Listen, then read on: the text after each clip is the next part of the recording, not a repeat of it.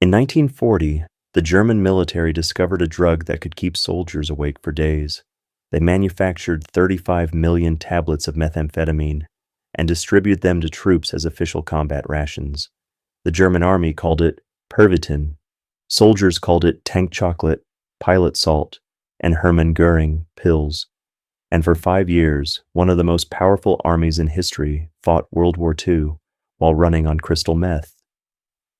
This is the story of how Nazi Germany turned its entire military into functional drug addicts, why commanders encouraged it, and what happened when the pills ran out. To understand how methamphetamine became standard issue for German soldiers, we need to go back to the 1930s.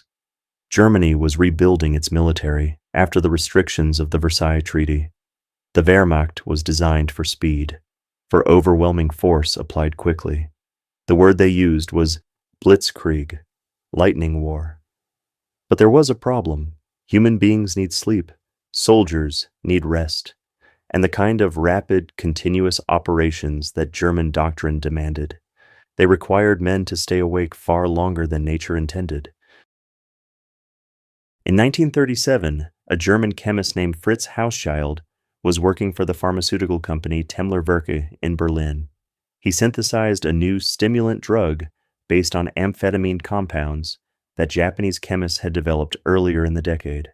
The drug was methamphetamine. Hauschild gave it the brand name Pervitin. The company marketed it as a treatment for depression, for fatigue, for low energy. German doctors prescribed it freely. Housewives took it to get through housework. Students used it to study. By 1938, you could buy Pervitin over the counter at any German pharmacy. No prescription required. It came in tablets. It came in chocolate. You could even buy Pervitin-infused chewing gum. Then the military got interested. In 1939, just before the invasion of Poland, the German military medical service began testing Pervitin on soldiers. They wanted to know if the drug could help troops stay alert during extended operations. The results were remarkable. Soldiers given Pervitin could march for hours without rest. They could fight through exhaustion. They reported feeling confident, energetic, invincible. One military doctor wrote in his report, and I'm paraphrasing here, "The drug eliminates the feeling of tiredness and creates a sense of euphoria. Soldiers perform better. They feel no hunger. They require no sleep." The Wehrmacht High Command saw an opportunity.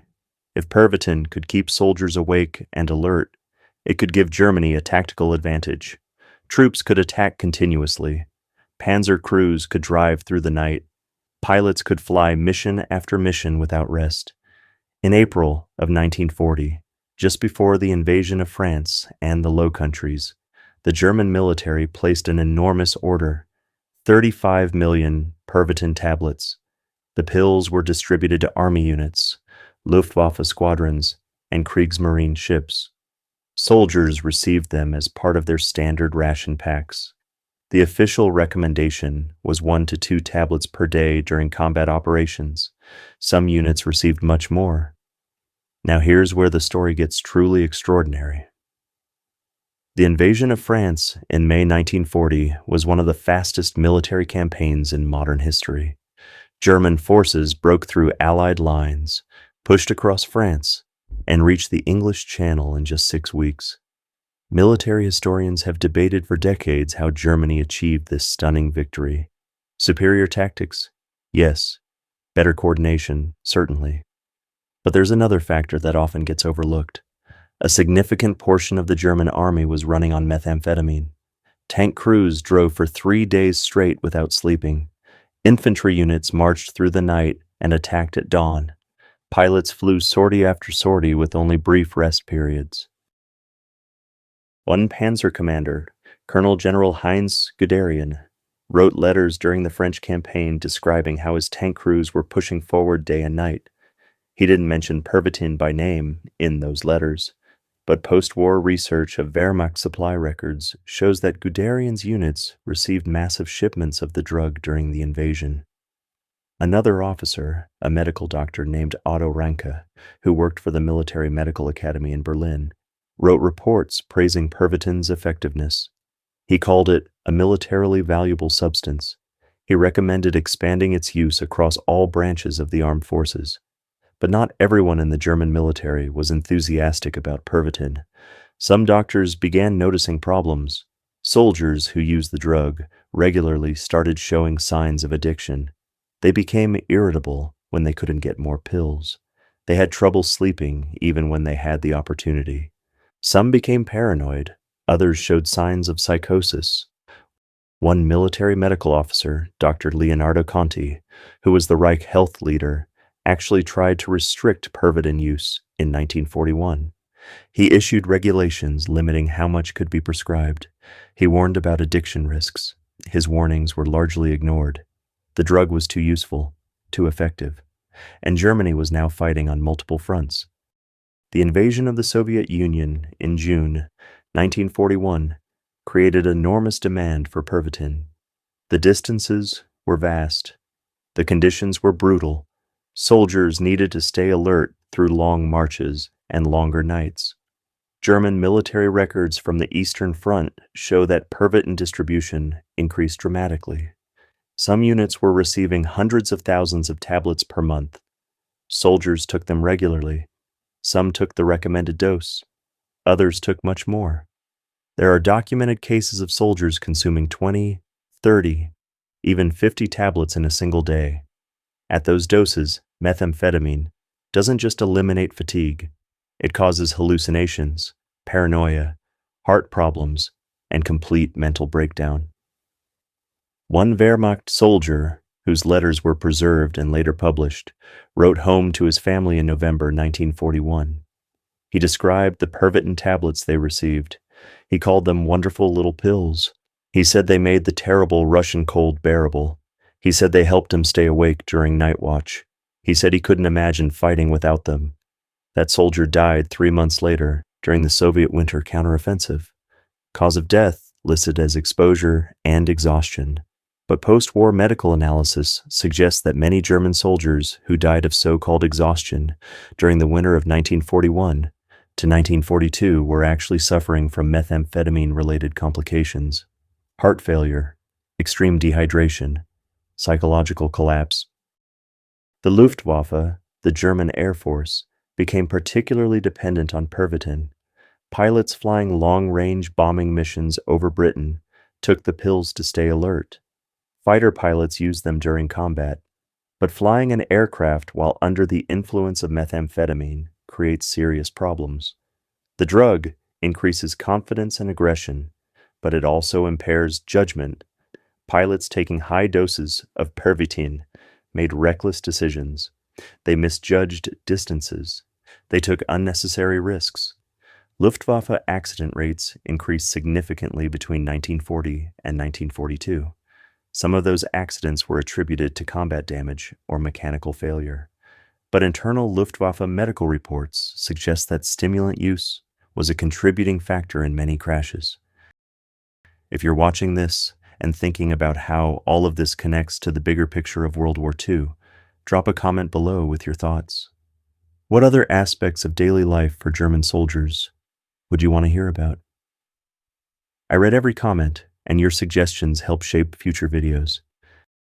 By 1943, the German military was facing a crisis, not just on the battlefield, but in the supply chain. Temmler Werke, the company that manufactured Pervitin, couldn't keep up with military demand. Allied bombing had damaged pharmaceutical production facilities. Raw materials were becoming scarce. And the Wehrmacht was consuming Pervitin at an unsustainable rate. Millions of tablets per month. Some units were running out. Soldiers who had been taking the drug regularly for years were suddenly cut off.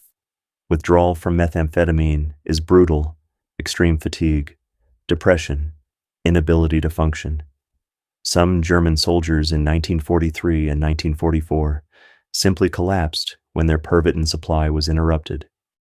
There's a particularly revealing document from this period, a letter written by a Wehrmacht medical officer on the Eastern Front in early 1944.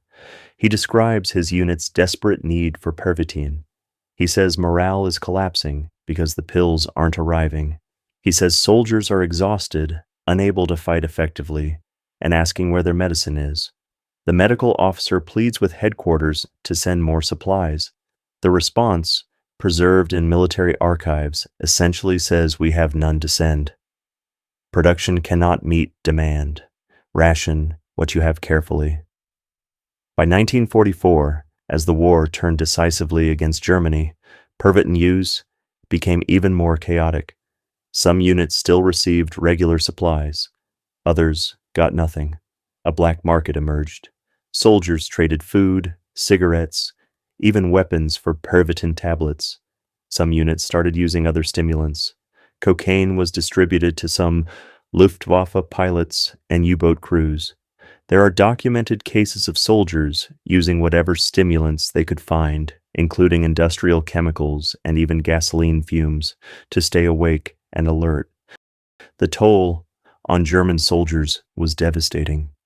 Post-war medical research examining Wehrmacht health records found widespread evidence of stimulant addiction.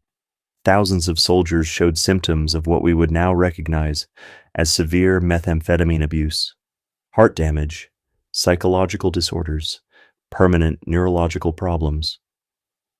Many German soldiers who survived the war struggled for years with addiction and mental health issues that stemmed directly from their Pervitin use during combat. Some never recovered. Now let's talk about the commanders who encouraged this. The German military leadership knew about Pervitin's effects. They had medical reports describing addiction. They had warnings about long-term health consequences. They distributed the drug anyway. Why? Because in the short term, Pervitin worked. It kept soldiers fighting when they should have been resting. It enabled operations that would otherwise have been impossible. And in the desperate final years of the war, when Germany was losing on every front, military commanders were willing to sacrifice their soldiers' long-term health for short-term battlefield effectiveness. There's a particularly chilling quote from Hermann Göring, the commander of the Luftwaffe. When asked about Pervitin use among pilots, he reportedly said, and I'm paraphrasing from post-war testimony, that the drug made pilots fly better and care less about danger. He said it was an essential tool. This was the same Hermann Göring who was himself addicted to morphine and other drugs for most of the war. The man directing German air operations was a drug addict supervising thousands of drug-addicted pilots. Heinrich Himmler, the head of the SS, took a different approach. He actually tried to restrict Pervitin use among SS troops in the later years of the war, not because he cared about soldiers' health, but because he believed the drug made men weak and dependent. He wanted his soldiers to be hard, to endure without chemical assistance. The SS developed its own stimulant program using different drugs, including cocaine and more experimental compounds. The result was the same: addiction, health problems, and psychological breakdown. Let me give you a specific example of how this played out on the battlefield. The Battle of Stalingrad from August 1942 to February 1943. German soldiers trapped in the city were running low on everything: food, ammunition, medical supplies, and Pervitin. Wehrmacht medical records from Stalingrad show that Pervitin distribution dropped dramatically in December 1942 as supply lines collapsed. Soldiers who had been taking the drug daily for months suddenly had nothing. The effect on combat effectiveness was immediate. Units that had been fighting desperately to hold their positions began to simply give up. Some of this was due to starvation and cold, but withdrawal from methamphetamine also played a role. Soldiers couldn't function, couldn't stay awake during watches, couldn't find the energy to resist. After the war ended in May 1945, Allied forces captured massive quantities of German military records. Among those documents were detailed pharmaceutical inventories. The numbers are staggering. Between 1939 and 1945, the German military distributed more than 200 million doses of Pervitin and other methamphetamine-based stimulants. 200 million doses. That's roughly 30 doses for every soldier who served in the Wehrmacht during the entire war. Some soldiers took far more than that. Some took less. But the scale of the drug program was enormous. Allied interrogators questioned captured German soldiers about Pervitin use. The responses were remarkably consistent. Soldiers said they relied on the drug. They said it helped them endure combat. They said they knew it was harmful but had no choice. Some said they became addicted. Others said they only used it when absolutely necessary. Many expressed anger that their commanders had given them addictive drugs without warning them about the consequences. One particularly revealing interrogation transcript from June 1945 involved a former Wehrmacht officer who had commanded an infantry company on the Eastern Front. The interrogator asked about Pervitin distribution. The officer described how he personally handed out tablets to his men before attacks. He said it was standard procedure. He said his superiors encouraged it. When asked if he knew the drug was methamphetamine, he said yes. When asked if he knew it was addictive, he said yes. When asked why he continued to distribute it, he said because orders were orders and because without Pervitin, his men couldn't fight effectively. Now here's something that doesn't get talked about enough. The Allies knew about Pervitin use. British intelligence had captured German soldiers carrying the tablets as early as 1940. American forces found supplies of Pervitin in captured German positions in North Africa in 1943. The Allies analyzed the drug. They knew exactly what it was. And you know what they did? They started using amphetamines themselves. Not methamphetamine, exactly, but similar stimulants. The British military issued amphetamine tablets to bomber crews and special operations units. The American military distributed Benzedrine to pilots and soldiers in combat zones. The Japanese military, Germany's ally, had actually been using methamphetamine before Germany did. This wasn't a uniquely German phenomenon.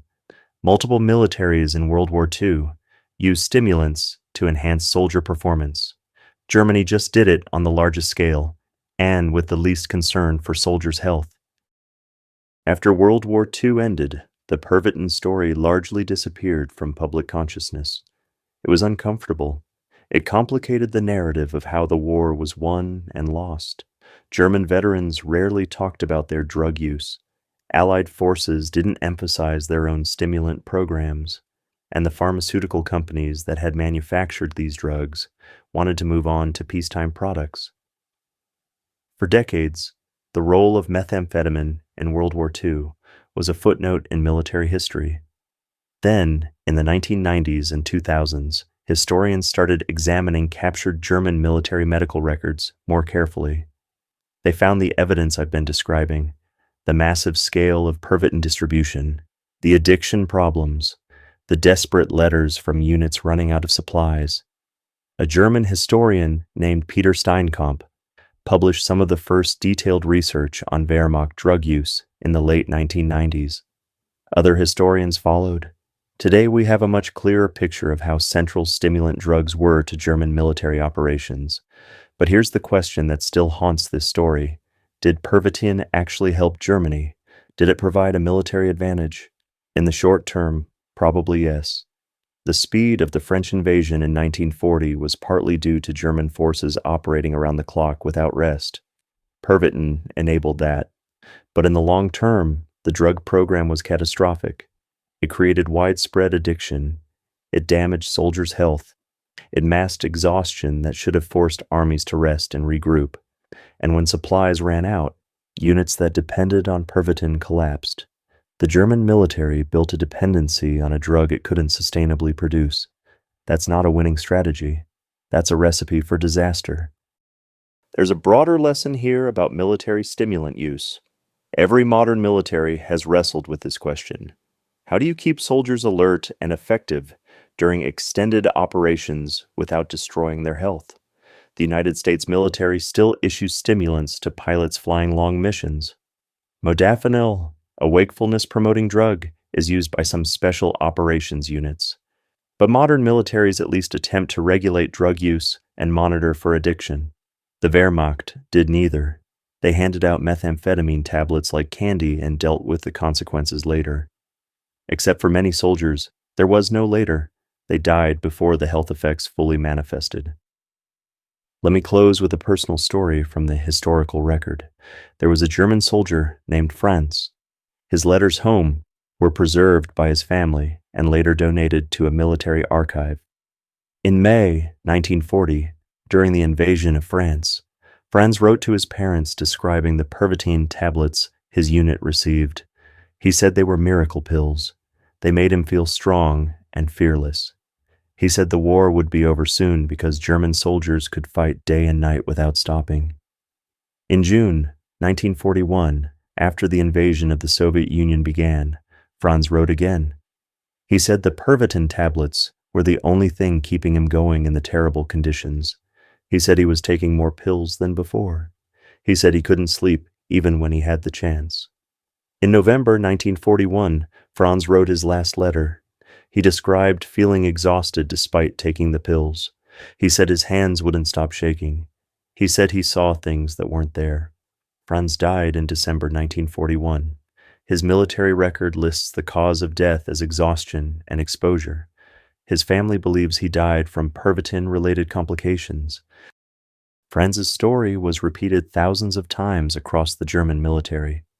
Young men given powerful stimulant drugs without understanding the risks, encouraged to take them by commanders who prioritized battlefield effectiveness over soldiers' welfare, and ultimately destroyed by the very drugs that were supposed to make them invincible. The history of Pervitin use in World War II is more than just a strange footnote about Nazi Germany. It's a case study in how militaries make decisions about soldiers' health. It's a warning about the consequences of prioritizing short-term effectiveness over long-term well-being.